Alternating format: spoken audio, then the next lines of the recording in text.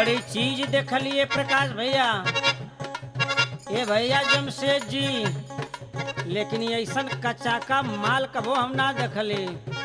यही से तो हमके कहे के पड़त हो। का कहे के पड़त हो? चिड़ई का चढ़ल बाहो जवनिया, आई हो राधा चढ़ल बाहो जवनिया, आरा रारा चढ़ल बाहो जवनिया, देशवा में नई के होटल दुनिया।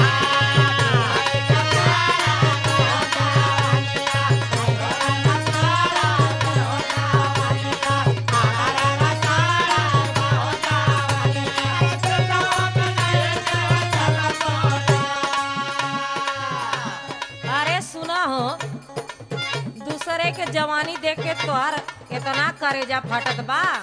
करेजवा में जैसे 36 ठे गोजर काटत हवा हमरे। सुना हमार बात। काहे मोर निहारे लहो जवनिया, आइयो रम निहारे लहो जवनिया, आरा निहारे लहो जवनिया, अपनी रहनिया देखो ना।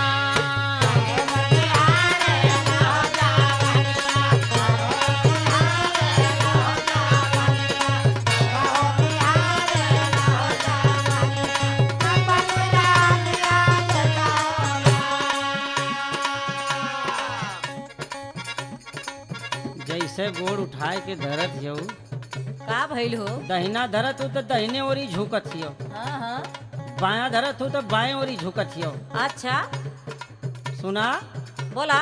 लपै जैसे बासावा का काइनिया, आई हो दादा बासावा का काइनिया, ओए ओए ओए ओए बासावा का काइनिया, वैसे कमरिया लचकैना।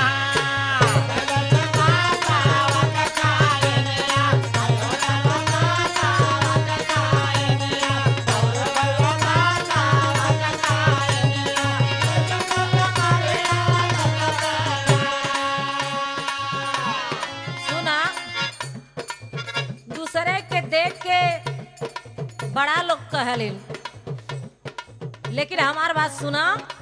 जब तू चलत हो तो छतिया पर 36 ठे कीड़ा लोटत हवा। सुना हमार बात। दूसरा के बेटी चिन्हे ना बहिनिया, आइयो रामा चिन्हे ना हो बहिनिया, आइयो रामा चिन्हे ना हो बहिनिया, ऐसा तू भी सनिया भइल हो राम।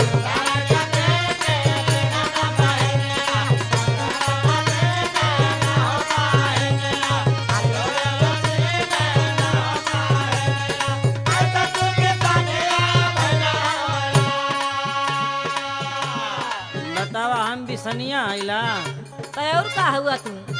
हम ही तो ना ढेर जने मुँह तम देख के।